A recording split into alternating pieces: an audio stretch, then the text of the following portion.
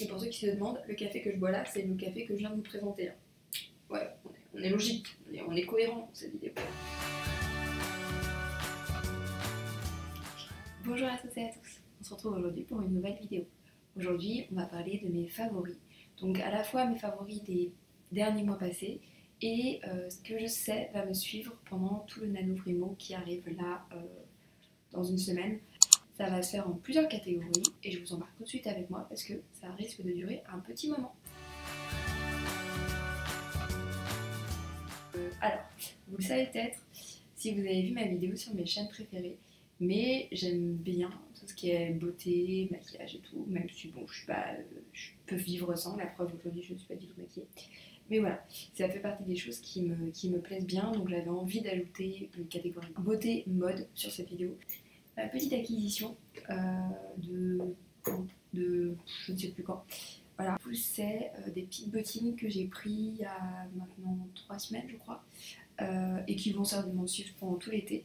Il ne s'agit pas de cuir, il s'agit de cuir vegan et du coup c'est ce qui m'a convaincue de les choisir. C'est la marque Minuit sur Terre qui fait ça. Et ils avaient un deuxième modèle, des baskets que j'aime énormément et que j'ai failli craquer. J'ai pas encore craqué, je vais peut-être craquer, je vais voir. Pour deuxième beauté, on est sur un rasoir, je sais pas comment vous le montrer parce que pour le coup c'est vraiment pas mon truc. Donc un rasoir rechargeable, puisqu'en fait je sais pas si vous avez vu ma vidéo sur le zéro déchet, mais dans ma salle de bain maintenant je suis presque entièrement sur des produits à la fois plutôt corrects niveau compo et sur des produits avec un emballage de moins en moins important. Et du coup, c'est vrai que la chose où j'avais pas encore fait le pas, c'était tout ce qui était rasoir. J'avais encore des rasoirs jetables, ce qui n'est pas parfait, il faut bien le dire. Donc du coup, j'ai investi dans un petit rasoir comme ça, dur, donc c'est hyper lourd. Et du coup, c'est une lame qu'on vient changer. Je l'ai acheté il y a un mois maintenant à peu près. Donc c'est un rasoir de la marque Beraya. Vous voyez, je ne suis pas encore habituée à faire cet exercice. Mais voilà, c'est un rasoir de la marque Beraya et je l'ai acheté sur le concept store en ligne de Eileen, donc I Like It Naked, qui est spécialisé dans la salle de bain zéro plastique. Petite proposition comme ça. Je ne sais pas où je vais le mettre. Là, on appuie là. Oui, on appuie là. Parfait. Nouveau produit à vous proposer, un petit peu dans la même idée que précédemment dans la salle de bain, c'est mon huile Melvita. Et du coup, l'avantage de cette huile, c'est que non seulement au niveau compo, elle est très correcte, mais en plus, du coup, c'est une huile démaquillant. Donc en fait, moi, j'utilise plus de lait démaquillant, de trucs comme ça, depuis au moins, depuis que j'utilise cette huile, c'est-à-dire depuis environ 1 an. Alors, je ne me maquille pas énormément, donc en fait, ça fait 1 an et demi que je l'ai, je crois. Ça me permet de se démaquiller très bien.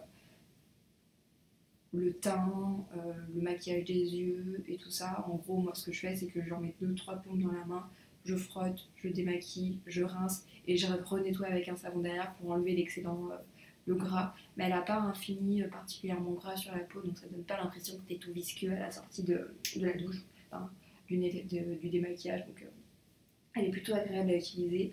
Le seul problème, le seul défaut qu'elle a, mais bon, voilà, c'est qu'en fait, elle n'enlève pas. J'utilise de temps en temps des rouges à lèvres hyper solides, enfin, des rouges à lèvres mat qui sont hyper accrochés sur les lèvres. Et du coup, cette huile ne suffit pas à les enlever. Et du coup, pour les enlever, j'utilise un petit coton démaquillant qui me sert aussi pour me démaquiller les ongles. Enfin démaquiller, me dévernir les ongles quand j'en ai. Et du coup, lui, il est de la marque donc Paulette Zéro Déchet. Et l'avantage est qu'il est particulièrement doux à utiliser parce que j'en ai d'autres marques. Et jusqu'à maintenant, c'est ceux que je préfère. Parce que déjà, il est grand. Je sais pas si vous verrez, mais voilà, on est sur un grand coton. Et en plus, il est vraiment tout doux, donc super agréable. Voilà pour mes produits beauté / mode. Je bois un café et je vous retrouve pour la suite. Je vous retrouve donc pour mon top lecture. Donc, je me suis dit que ça pourrait être sympa de vous partager comme ça dans mes favoris les livres que je lis livre qui m'a particulièrement marqué, je vous l'ai partagé sur Instagram, quand je l'ai commencé, quand je l'ai terminé, c'est La femme comestible de Margaret Atwood. Donc Margaret Atwood, elle est aussi très connue, c'est une écrivaine canadienne contemporaine qui est aussi très connue pour avoir écrit La Servante écarlate, The Handmaid's Tale, il me semble. J'ai pas vu la série et j'ai pas encore lu le livre. Et en fait, j'avais entendu parler de la série et je m'étais dit, tiens, il faut vraiment que je lise le livre parce que je préfère lire les livres avant de voir les séries, bref. Et en fait, en achetant le livre, je sais pas ce que j'ai trafiqué, mais je me suis trompée. Donc, au lieu d'acheter La Servante écarlate, en fait, j'ai acheté La femme comestible. Et en fait, je ne regrette pas du tout parce que du coup, je l'ai trouvé particulièrement. Mais, s'il te plaît, viens. Tu te poses? Allez, pose-toi, ma belle. Voilà, c'est bien. Alors, c'est bon, elle s'est installée, on peut continuer. En fait, ce que j'ai trouvé super intéressant, c'est donc l'histoire d'une femme qui reçoit une demande en mariage et qui, pendant tout le temps de ses fiançailles, va se retrouver dans un blocage en fait. Elle va se retrouver à ne plus rien pouvoir manger. Et petit à petit, elle ne peut plus rien manger et elle se rend compte que voilà, petit à petit, toute son envie de manger, tout ça se désagrège et elle ne comprend pas pourquoi. Et en fait, ça vient questionner finalement son rapport au mariage et son rapport à l'avenir. C'est un livre qui est fondamentalement féministe et qui explique un petit peu comment les femmes pouvaient se placer vis-à-vis de tout ça. Et que comment finalement une femme pouvait difficilement vivre hors mariage. Ça a pas mal de thématiques que ça traite, donc effectivement le mariage, ça traite donc l'avenir des femmes quand elles ne sont pas mariées, quand elles sont mariées. Ça traite le fait que les femmes sont complètement dépossédées de leur corps et de leur avenir finalement au profit, un peu au profit des hommes quand même. Ça traite aussi toute la question de la maternité, puisque donc, Marianne, donc, la personnage principale, a une coloc, je ne sais plus son prénom, qui du coup décide de tomber enceinte seule. Et du coup, ça traite aussi cette question-là. Donc c'est assez intéressant, ça traite plein de questionnements, et donc ça date des années 1900. Donc comme je dis, ça se passe fin des années 60, début des années 70, quoi, dans cette période-là. Et tous les questionnements que ça pose, au final, c'est des questionnements qu'on peut retrouver aujourd'hui. Alors à moindre mesure, puisque aujourd'hui, dans la société française actuelle, une femme peut vivre sa vie sans se marier ou peut vivre sa vie en étant célibataire. Mais il n'empêche qu'il y a pas mal de questionnements que, si vous êtes une femme notamment, vous avez pu peut-être vous poser. Donc je recommande parce que hyper intéressant. La nourriture est un outil pour aller se questionner sur d'autres problématiques. Mais, mais voilà, c'est pas du tout un roman qui va porter sur des troubles du comportement alimentaire ou des choses comme ça par contre. Voilà, donc je recommande voilà, et je pense que dans un prochain futur, alors certainement pas là parce qu'il y a de nouveaux mots qui démarrent, mais je pense début décembre, j'achèterai du coup La Servante écarlate puisque j'ai toujours envie de découvrir ce livre. Deuxième petit favori, je me permets de faire un petit moment d'autopromo, c'est le guide que j'ai fait paraître, du coup qui est paru ce 21 octobre là, donc il n'y a pas longtemps. Et du coup je me dis que voilà, je vous le repropose ici si vous n'avez pas eu l'occasion de voir la vidéo, puisque c'est quelque chose qui a quand même occupé pas mal de temps pour moi ces 6 derniers mois, puisque je me suis occupée de faire toute la remise en forme, de retravailler les contenus, enfin voilà. Donc voilà, je vous le repropose. Donc qu'est-ce que c'est? C'est écrire un roman, de l'écrire au point final, et le but en gros c'est de vous accompagner dans l'écriture de vos romans, que vous soyez plutôt du style à suivre tous les conseils et du coup à planifier à fond, ou qu'au contraire vous soyez plus du style à aller piocher comme ça de ci, de ça, là, des informations dont vous avez besoin. Donc voilà, je vous en parle aussi dans une autre vidéo donc, que j'ai publiée il y a 3 à 4 jours. Donc de toute façon, je vais vous remettre ça dans le petit lit là-haut. Mais voilà, vous avez l'essentiel des informations. Et on passe maintenant plutôt à la partie NaNoWriMo, puisque on va parler un petit peu de toutes ces choses que j'aime, que j'ai déjà commencé à utiliser, mais que vraiment je vais certainement beaucoup utiliser pendant NaNoWriMo. Parmi les choses que j'utilise énormément pendant quand j'écris, les boissons chaudes. Il faut savoir que moi, mon cerveau ne veut pas commencer à travailler tant qu'il n'a pas une boisson chaude. Donc, en général, le matin, ça va être café. Juste après le midi, c'est encore café. Et après, j'arrête de boire du café parce que sinon je suis comme ça. Et ensuite, je passe à d'autres boissons chaudes. Mais comme mon cerveau refuse de travailler quand il n'a pas une boisson chaude devant lui, je suis quand même obligée d'avoir différents trucs. Donc, qu'est-ce que j'utilise?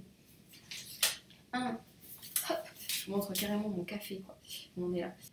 Le café, plusieurs choses. J'aime bien qu'il soit bio parce que, en général, le café, c'est quelque chose qui prend énormément les pesticides et tout ça. Donc, autant faire au maximum.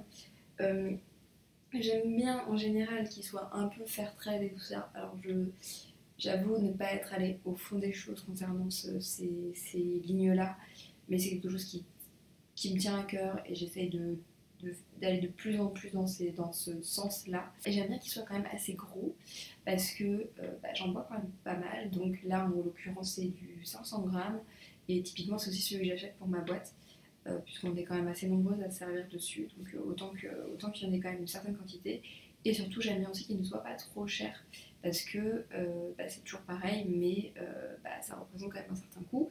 Donc là, l'avantage de celui-là, c'est qu'il n'est pas très cher, il remplit tous ces éléments-là, il est bon aussi, je voulais le dire, mais ça fait partie aussi des catégories. Autre boisson, c'est ma petite passion personnelle. Hop, cette main-là sera mieux. Du yogi tea et plus spécifiquement le yogi tea au gingembre. J'adore le gingembre et du coup j'adore tout ce qui est infusion, surtout voilà, en fin de journée. Et du coup, l'infusion gingembre citron de yogi tea, c'est ma passion, je l'adore. Ça picote un tout petit peu, voilà, si vous aimez un peu le gingembre, vous voyez un peu de quoi je veux parler. Et moi j'aime trop. Ce que je fais, c'est que des fois, je me fais mes propres infusions au gingembre en coupant des morceaux de gingembre et en les mettant dans un truc d'infusion. Mais voilà, on n'a pas toujours. Enfin, j'ai régulièrement la flemme de râper mon gingembre, de le couper en morceaux, de l'infuser. Donc, du coup, ça me permet de ne pas avoir la flemme. Donc, du thé vert. J'adore le thé vert. Je l'aime bien à tous les goûts, j'en ai aux amandes, j'en ai à tout ça. Mais ma petite passion quand même qui reste, et ça me fait des petits rappels avec le Japon, puisque j'en buvais beaucoup au Japon. Le thé vert au jasmin. J'adore ça. C'est plutôt chinois, hein. Clairement c'est pas japonais, mais en fait au Japon on allait souvent manger dans un resto chinois et du coup ils servaient toujours du thé vert au jasmin puisqu'ils servent toujours du thé pendant qu'on mange.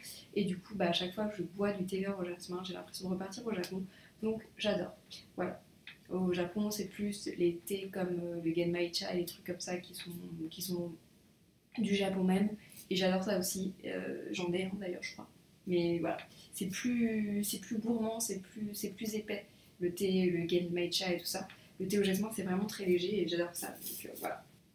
Et dernière chose qui va me suivre pour mon anneau, je me suis fait le petit plaisir d'acquérir la nouvelle version de HomeWriter, qui est une application, enfin qui est même un logiciel d'écriture que j'aime énormément. En fait, ça me fait me sentir super bien quand j'écris. Donc je vais vous remettre un petit peu un enregistrement là pendant que je parle. Mais en gros, c'est une application que vous avez présentée sur mon blog il y a de ça quelques années. C'est une application qui est forcément payante. Alors elle n'est pas très chère, hein, c'est 7,50 €, un truc comme ça. Mais voilà, c'est une application qui est payante et en fait c'est quelque chose qui te met dans le mood de l'écriture en te permettant de te mettre à la fois des fonds d'écran d'écriture, à la fois des sons d'ambiance. Et vraiment, j'adore écrire sur ce fond-là. C'est vraiment un sentiment cool quand j'écris. Donc en fait, ce que je me suis dit, c'est que pendant l'anneau, j'allais certainement écrire sur donc HomeWriter et que je mettrai ensuite mes textes sur Scribble, puisque je vais écrire avec Scribble, je pense, pendant ce anneau, euh, pour les ranger en fait, puisque HomeWriter c'est vraiment une application que vous allez pouvoir écrire, mais c'est pas forcément une application où vous allez pouvoir ranger votre roman, le mettre en forme, l'organiser. Donc en fait, je vais écrire mes scènes dans HomeWriter et je les transférerai dans Scribook. Et voilà, je voulais me faire ce petit plaisir-là pour le nano. C'était un petit plaisir à 7,50 €, donc on n'était pas non plus dans de l'excès. Donc voilà, je me le suis fait. Pour conclure cette vidéo, de toute façon, tous les liens de ce que je vous ai présenté, des sites dont j'ai parlé, tout ça, vous les avez en barre de description en dessous. Comme ça, vous allez pouvoir tout retrouver. J'espère que cette vidéo va vous plaire. Je sais que les vidéos favoris et un petit peu autres que l'écriture vous intéressent un petit peu moins. Donc n'hésitez pas à me dire si vous aimez bien ce thème de vidéo, si vous aimeriez que j'en fasse d'autres sur ce style-là, si vous avez d'autres questions à me poser. Et de toute façon, on se retrouve dès la semaine prochaine pour une nouvelle vidéo écriture. Et je vous souhaite une très très bonne semaine et je vous retrouve dimanche prochain dans une nouvelle vidéo. Bye!